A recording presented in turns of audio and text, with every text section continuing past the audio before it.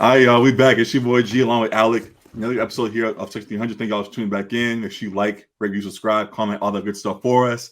And humbly, my birthday was this last weekend on Saturday, and gift that I got was the Lakers getting a victory in Game 3 versus the Warriors. They had a great blowout victory. I thoroughly enjoyed as I actually had a surprise birthday. Didn't have much planned, but the family showed up for me and get to see watch as the Lakers blew out the Warriors 127-97 in Game 3. It was great to watch. We're going to talk about all of that and more as we get more into this episode. So thank y'all for tuning in. Whole lot to get into. Appreciate y'all for tuning in again.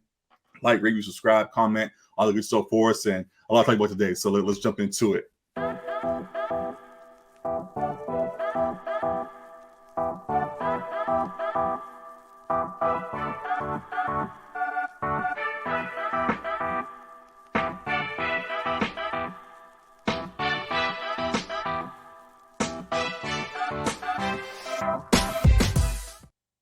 All right, so alternate days continue. As we said, one day is good for AD and the Lakers, another day is down. And this last game, Game 3, was definitely up for us as AD and all those guys showed out in Game 3, as noted. I'm putting on a masterclass and as they dominate the Warriors to go up 2-1 in the series. Alec, what were your first takeaways from that game on Saturday night?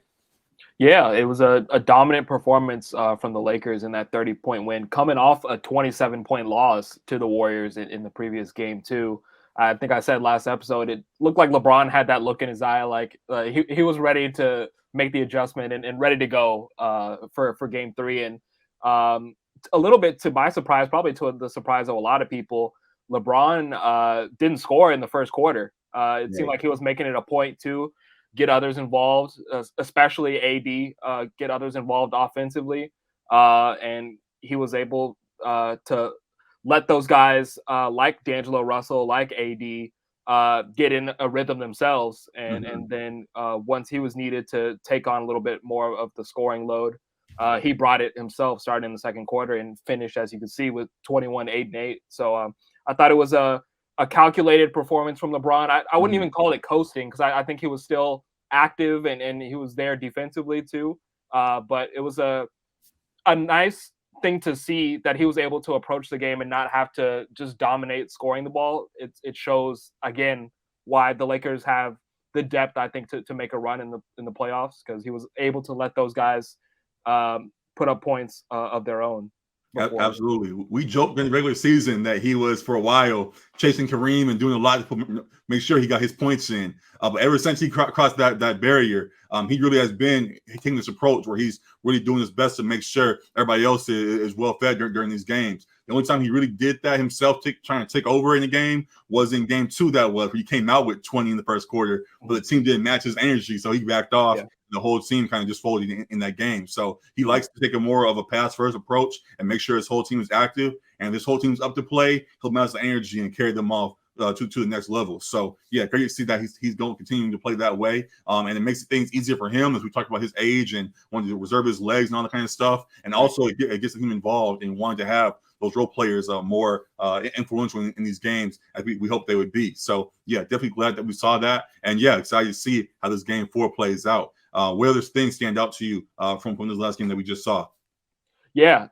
In addition, you mentioned alternate days at the top of the episode. AD came back with a very strong performance. I said we need those double-digit rebounds from him. He was cleaning the glass. He had 13 boards, had the 25 points, came out aggressive on both ends. And we talked about as well how he is an X factor for the Lakers being a title team.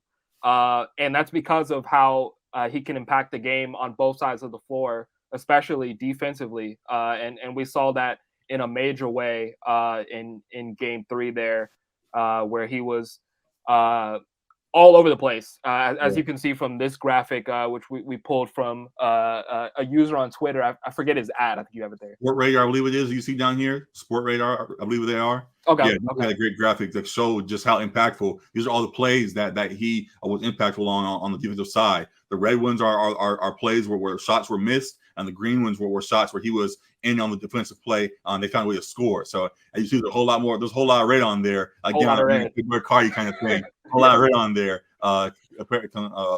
Opposite of the green. So yeah, great to see how active he was on the defensive side. And yeah, as much as we want to see him continue to put up great numbers on offense, knowing that his defense never seems to fluctuate, definitely can make us go a long way. So yeah, anything else you want to add to this?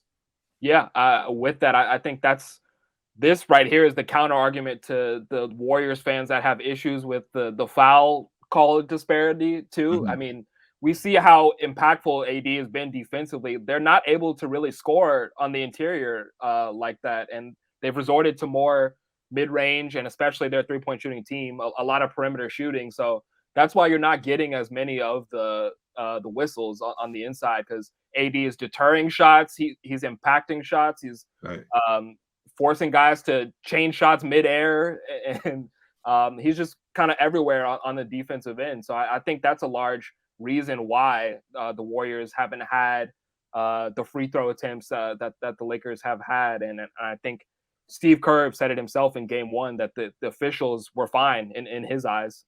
So I think the Warriors fans, they can try to use that excuse if they want, but if you're watching the games, you see why the discrepancy is there.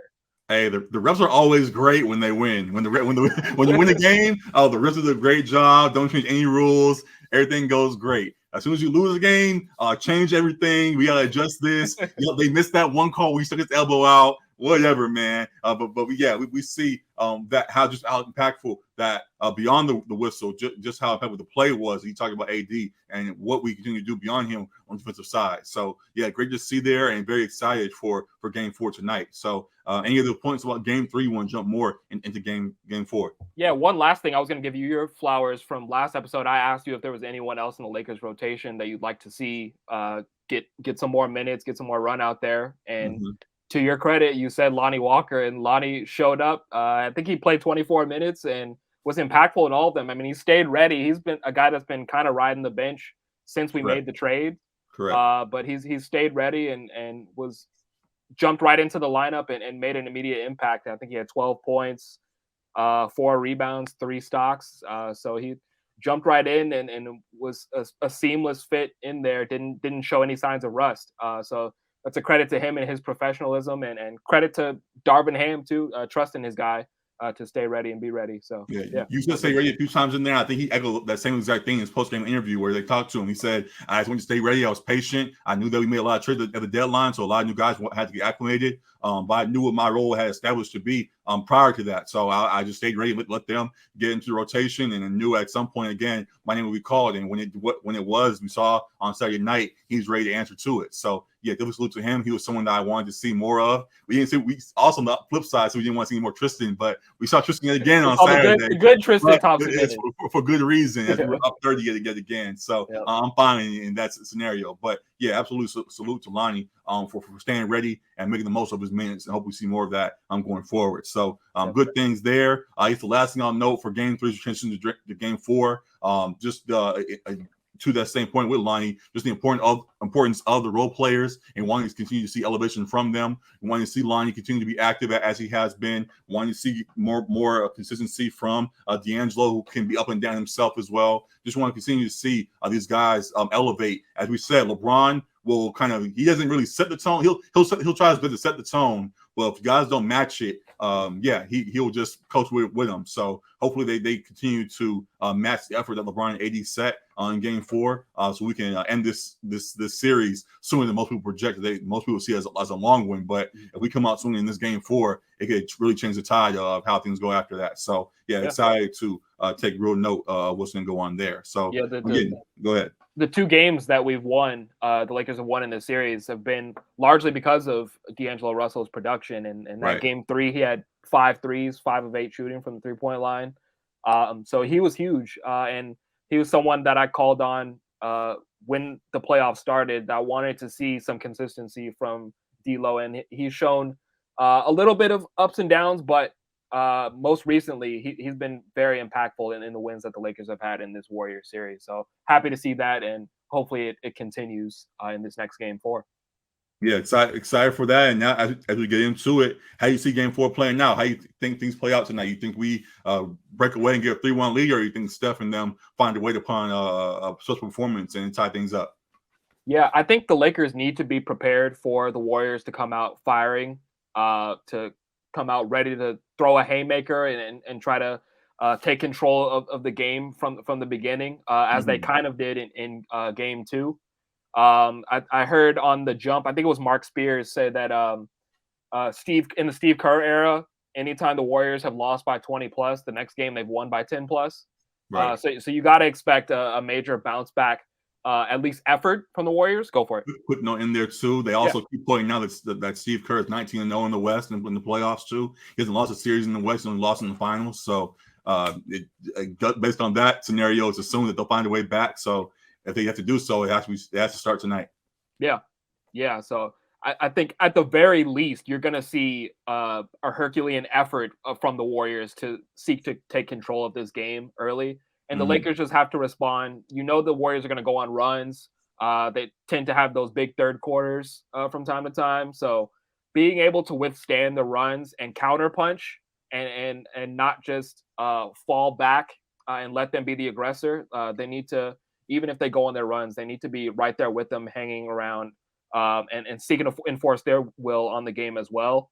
But I do actually see the Lakers at home winning this game too. I don't think it's going to be a 30-point blowout in this one. Right. But I do see it being a game close to how game 1 was, where it was wire to wire and the Lakers edged them out at the end.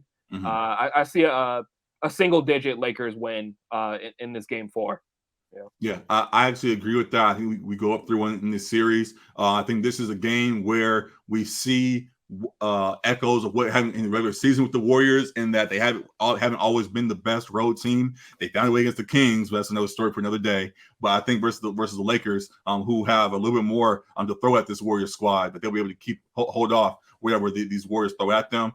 So yeah, I think that also as well. Haven't really seen great games yet from. We talked about the Lakers role players. Haven't seen many great games from the Warriors role players yet. Right. Wiggins was good last game. Wiggins but beyond that, Moody's doing the best that he can, but it isn't quite making a grand impact. And then Jordan Poole has.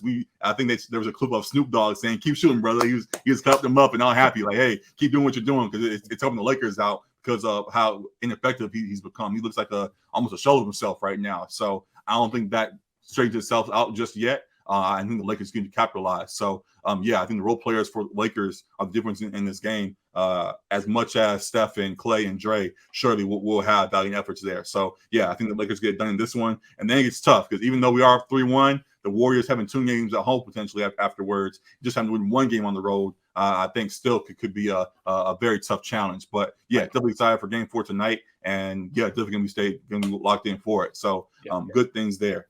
Anything other deep dive you want to add, or you want to jump into the G's units? Yeah, real quick. We'll get to G's units in a second. Real quick, just that X Factor matchup that we talked about between like Kevon Looney, Draymond, and AD. Yeah. I think that's going to be important in this game too. Someone mentioned it on Twitter. I'm blanking on the name, but of an adjustment that Steve Kerr can make is potentially having Draymond Green be more of an aggressor offensively. Because the Lakers have been able to kind of lay off him and expect the pass. I mean, that's kind of what you expect from Draymond, to be more the facilitator. Right. But when he is more of the aggressor, it puts more pressure on the Lakers defense. We saw him make Steph more of the primary ball handler in game 2. But maybe Draymond, as he is also a primary ball handler, maybe they make him more of an aggressor offensively.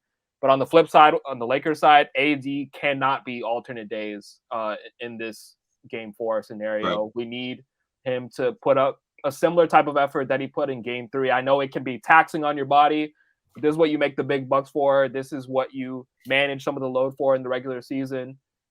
We need you to put forth a huge effort once again on the defensive end. Like I said, the shot may not fall how you want it to, but the effort has to be there. Right. So yeah, that's what I'm going to be watching for in game 4.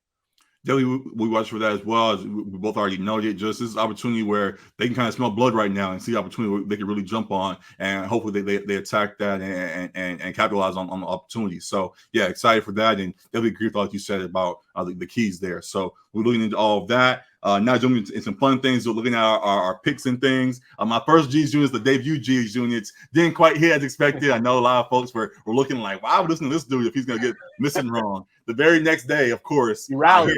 hit for a whole leg and bounced right back. So just to show that I know what I'm doing, I did hit on one, and now we're going to jump more into things just to see if I can keep the streak rolling. So I'm going to look forward to tonight. They got LeBron set for 41.5 points, rebounds, and assists. We talked about with LeBron being a player that will match the tone of other players. We just looked at in Game 3 how if the number was 41, LeBron had 21 points, 8 assists, 8 rebounds. 16 plus 21 was that 37. So he was under on that. I don't think he's over on the bar set for him on Prize Picks at all this postseason, as he's taking somewhat of the reserved, quote unquote, reserved approach. So believing that he'll continue to do that and play that style of way, I don't think we're going to see a grand offensive game from him just yet. I think he can want to continue to see 18 other guys match his energy. So I think it'll be under in that regard for LeBron James. So I've taken that one, though I still think he will play well. In the same way, I think Austin Reeves will play well, but because he's no longer the main go-to role player for a little while, everybody was like, "Oh, Austin Reeves is the third piece. Austin Reeves is our go-to." But I think we've seen that we have a few guys we can turn to now to rely upon beyond LeBron and AD. Because of that, his not as pivotal role, I think Austin Reeves goes under the 21.5 points, rebounds, and assists there as well. I will say real quick on Reeves. I think he is due for a game though, because he hasn't had one of those impactful games in this series yet. Sure. And it's a Lakers home one. I expect it more from role players at home than on the road. So he might be due for one, but I'm not mad at the pick. It's very possible, but I don't think he's hit his over on any of his punch, dribble, and assists combo type stats yet. So kind of rolling in that same way and seeing just how we distribute the ball across the team. I think he might be just under that again as well. On the opposite side, again, talking about the lack of production for some of the role players, Jordan Poole and others, DiVincenzo needing to step up. I think he can get 9 points, 1 rebound, 1 assist, or something like that. Like he'll have enough value to just get over that 11 marker. So definitely believe that. And in the same way, Stephen Curry, I definitely believe he can get over his 35.5 points and assists. He might just get that in points, honestly, and any assists, just icing on the cake. I think he's definitely going to come out understanding the moment and want to get numbers on the board there. So we'll see. And though I doubted Jordan Poole, I think this may be a game. We'll see. I put this earlier on in the day, but I took a chance and thought that he might find a way to maybe not have a grand game, but he might still get two or 3 pointers put in the basket. So went with that one. And then lastly, I have D'Lo for a free throw. As he is someone who can play in that pick and roll spot and sometimes attacks the basket. He's surely to get fouled at least once and can put the ball in the basket there. So those are a few. I put them all on one leg, so if they all hit, it'll be a nice little cash out. But for those that are tailing or are fading my picks, you can put them together however you want. There's plenty of options on prospects to do so, and those are definitely the ones I'm looking to for right now. So just a quick rundown for my G's units for today. Again, I only put 5 on it just to be safe. But yeah, LeBron over 41 or under 41.5 points, rebounds, and assists. Austin Reeves under 21.5 points, rebounds, and assists. DiVincenzo over 11 points, rebounds, and assists again. Steph over 35.5 points and assists. Jordan Poole over 2 or 1.5 3-pointers, and then D'Angelo over half a free throw made. So good things to track there. Any little comment on my units today? No. I think my only comment was on Reeves. I like the D'Lo pick. Jordan Poole could be hit or miss. Sure. Steph, tough because they've been playing Steph really well defensively. But correct. The combination of assists I like there too to kind of hedge it. So yeah, I'm not mad at it. And then just shout out Prize Picks.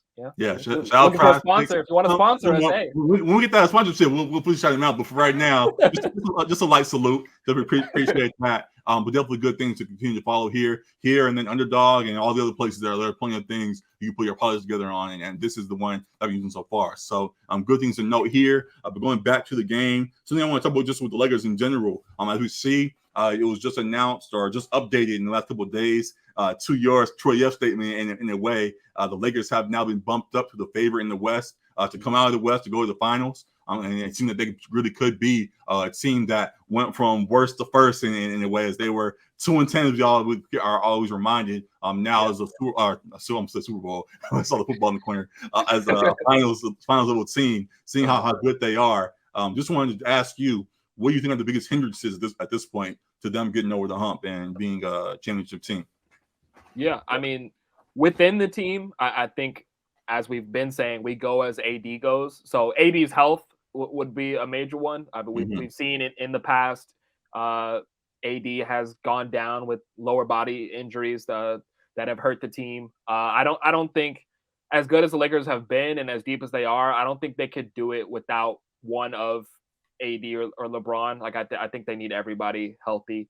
Right. And that goes for most teams. Like you need your stars healthy. You need a little bit of luck on that end to get to the mountaintop.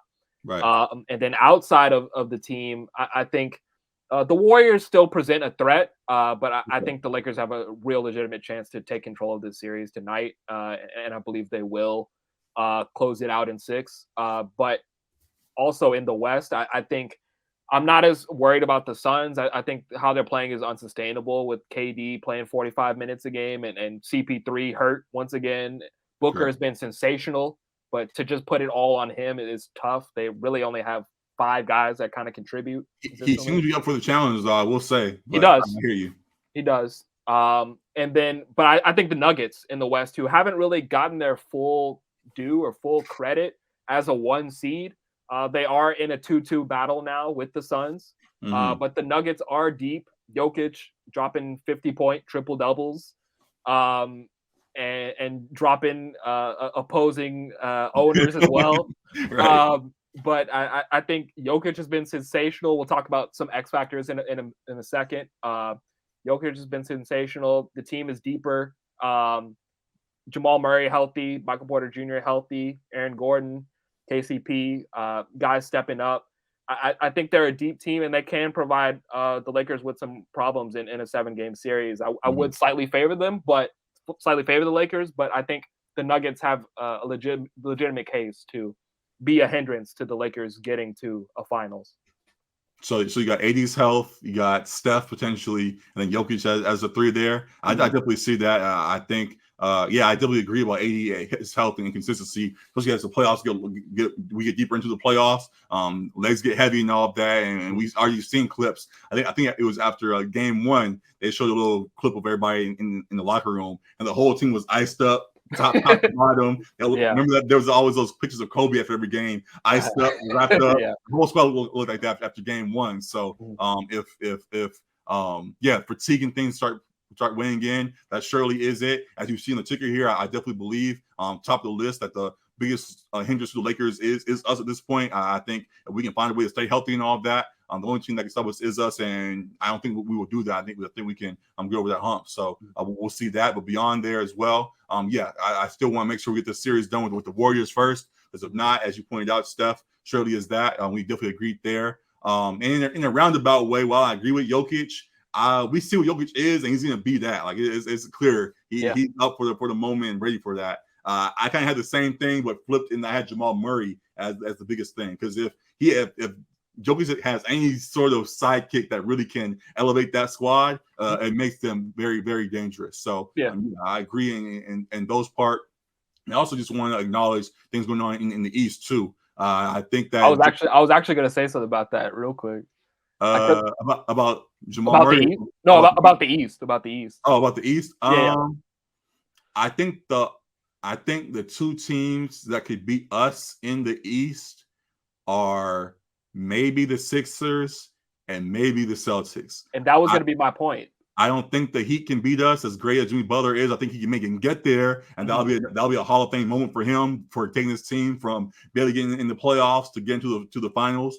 But in the playoffs, in a series, I don't think they're up for it. And then who was the other team in the? I don't think the Knicks. I don't think the Knicks can beat us in that either. So it's really up to those two. If Harden and Embiid can elevate their play as they are somewhat doing right now, as well as if Tatum and Brown can get things straightened out. I think those are the threats even somewhat in the East. But I think it's very possible that we can get past both of those. So we'll see. But go ahead about the East as well. Yeah, that was going to kind of be my point, and kind of the opposite of the Ja Morant we're fine in the West take.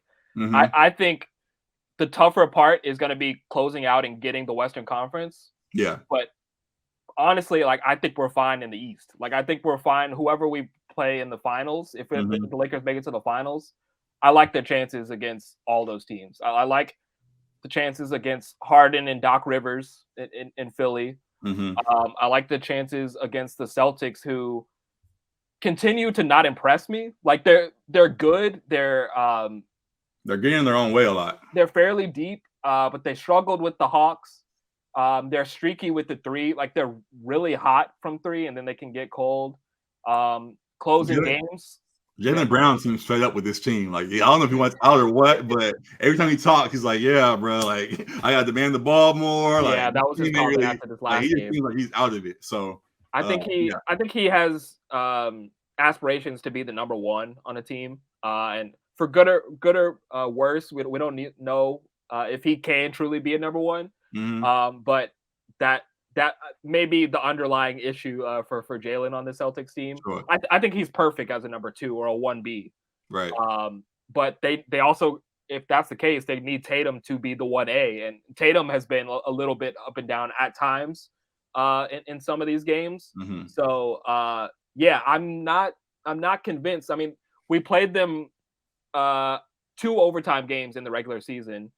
And that was the team with Russ. Like that was the team before the trade. That was not the same Lakers. That was the Pat Bev camera game. That was that exactly. Game. Remember that? Yep. And both those games, the Celtics won, but they went to overtime. And this is a much better Lakers team than it was before the trade. So, yeah, I'm fairly comfortable against the Celtics. Not that we'd sweep them, but I think it would be a Lakers win against the Celtics and the Sixers, and against the Heat. I just think the Heat are kind of undermanned. Jimmy's been sensational.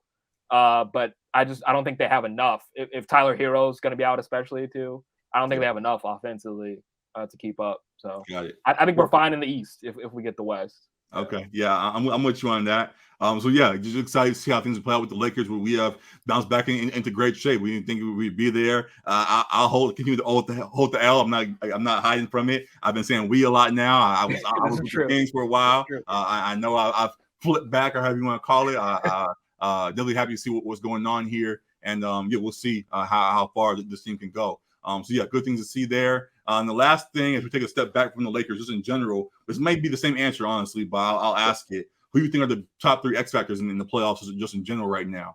Before you answer, actually, I'll throw out real quick. Sure. Put this on our Instagram earlier today. Some folks answered. Some folks gave some kind of joke. Some folks said, for example, one person said, actually, one answer was a real one that we can respond to. Jimmy Butler, Devin Booker, and James Harden were their top 3, which I somewhat agree with. I can see that. They pointed out, they responded to some of the DMs that said Lakers are the favorites right now, is anyone including any Lakers. So beyond that, they saw those 3 as potential ones. So yeah, I somewhat agree with that. We'll dissect it. And the other response was more of a joke. They said Austin Reeves, but I don't know if I really go there. But I appreciate the support for our LA guys. But yeah, any thoughts on who your top 3 X factors are in the playoffs right now? Yeah, I mean, I think non-Lakers, Jimmy Butler clearly taking that 8 seed Miami Heat to potentially Eastern Conference Finals. Now they look like they're primed to make that jump. Right. And he's been sensational with his 40-point game, 50-point games. He's the clear leader of that team, and they go as he goes. So I think Devin Booker has been sensational. He has an argument for having been the best player in the playoffs so far. Correct. Just with his statistics, he's been exceptional. People at times were like, did Monty Williams remember that he has Kevin Durant on the team? Because Devin Booker's been the clear number 1. But KD has been there to support as well, for sure. And then Jokic I have as well. I think Jokic has been phenomenal for the Nuggets. They cruised through round 1. And he's been a clear dominant force in round 2 against the Suns. A quick comment on him not getting suspended for this push the other game. Yeah, I'm fine with it. I think the Matty Sheba himself said that Jokic shouldn't get suspended for it. So from the horse's mouth himself, I don't think he should have been suspended either, and I'm glad he wasn't, because he clearly flopped as well. Yeah. With the touch, with the touch. So yeah, no, I'm glad, because that's a series altering move if they suspend him for game 5. So, correct. Yeah. Yeah, this is just too good to have something like that. Where clearly there was some acting going on by the fan, Yeah.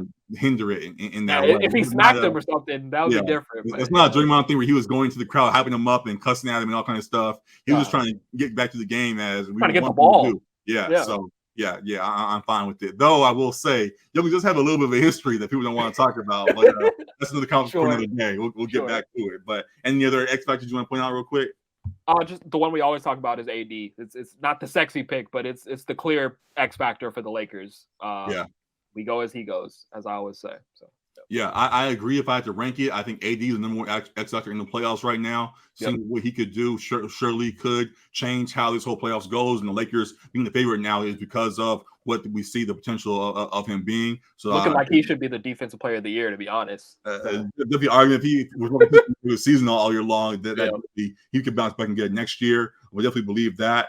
I don't remember where you had him ranked, but I actually did. Oh, I think I just lost it. But I actually did have Devin Booker and KD as a number 2 there. Devin Booker, I think, can't actually step into the challenge. And I think if them or Jokic, I think either way, it's going to be a dogfight in this Winners Conference Finals if and when we get there. And if we go against these two, Devin Booker by himself already has shown to be a challenge now as he's got some help finally around him. And now having KD, even if CP3 is out, I know how impactful leadership is and all other stuff.